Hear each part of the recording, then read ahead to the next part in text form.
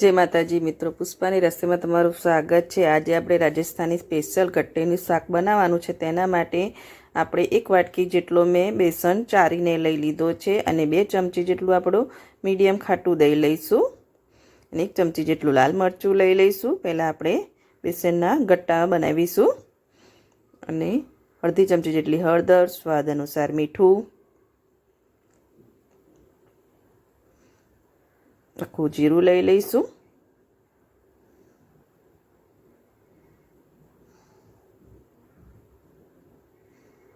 ને 1 ચમચી જેટલું તેલ લઈ લેવાનું છે।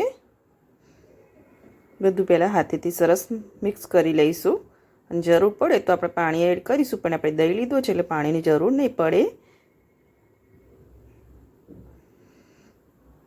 જો બેસનના ગટ્ટા માટે લોટ બાંધીને રેડી કરી દીધો છે, તો તેલવાળો હાથ કરી લઈશું।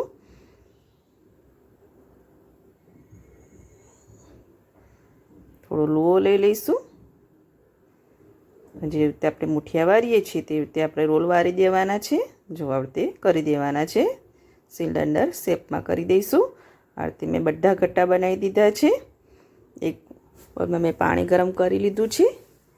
1 ચમચી જેટલું તેલ લઈ લઈશું અને આપણે ગટ્ટાને સ્ટીમ થવા મૂકવાનું છે। પાણીમાં એડ કરી દઈશું।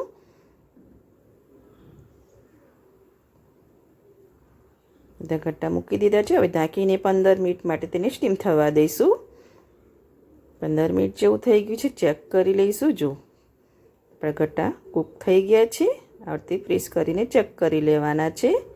થઈ ગયા છે। હવે બહાર લઈ લઈશું અને તેને એક પ્લેટમાં લઈ લેવાના છે અને તેને ઠંડા કરી લેવાના છે। ઠંડા થાય છે ત્યાં સુધી આપણે દહીંમાં મસાલો કરી દેવાનો છે। તેના માટે 1 વાટકી મેં મીડિયમ ખાટું દહીં લીધું છે, તેને ફેટી લીધું છે। 1 ચમચી જેટલું લાલ મરચું લીધું છે, અડધી ચમચી જેટલી હળદર, અડધી ચમચી જેટલો ગરમ મસાલો લીધો છે, સ્વાદ અનુસાર મીઠું લઈ લઈશું। મસાલા સરસ મિક્સ કરી લઈશું દહીંમાં।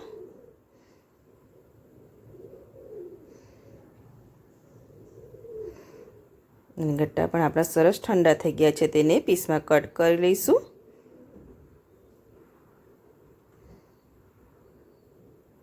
બધા પીસ કરી લીધા છે। હવે આપણે વઘાર કરવાનો છે। તેના માટે એક પેન લઈ લઈશું, તેમાં 2 ચમચા જેટલું તેલ લઈ લેવાનું છે। તેલને થોડું ગરમ થવા દઈશું। તેલ ગરમ થઈ ગયું છે। અડધી ચમચી જેટલું જીરું લઈ લઈશું। જીરું તતરી ગયું છે સરસ। લસણની પેસ્ટ બનાવી છે તે લઈ લેવાની છે, તેને પણ સાતરી લઈશું। લસણને થોડું બ્રાઉન થવા દઈશું। બ્રાઉન થઈ ગયું છે। એક ડુંગળી કટ કરી લીધી છે ઝીણી, તે લઈ લેવાની છે, તેને લાઇટ પિંક કરી લઈશું। લાઇટ પિંક થઈ ગઈ છે। ટામેટા લઈ લઈશું। એક મોટું ટામેટું મેં તેને પણ ઝીણું કટ કરી લીધું છે, તે એડ કરી દઈશું। હવે ટામેટું ગળી જાય ત્યાં સુધી તેને ચડવી લેવાનું છે। હવે મીઠું લઈ લઈશું। ટામેટું ગળી જાય તે પ્રમાણે મીઠું એડ કરવાનું છે। મિક્સ કરી લઈશું। 5 મિનિટ જેવું તેને પણ રહેવા દઈશું મીડિયમ આંચ ઉપર। ટામેટા ગળી ગયા છે। હવે મસાલા કરવાના છે। તેમાં લાલ મરચું લઈ લઈશું અડધી ચમચી જેટલું, અડધી ચમચી જેટલી હળદર, આપણે ગરમ મસાલો દહીંના મસાલામાં લીધો છે એટલે તેમાં નથી એડ કરવાનો। હવે દહીંવાળો મસાલો બનાવે તો તે એડ કરી દેવાનો છે।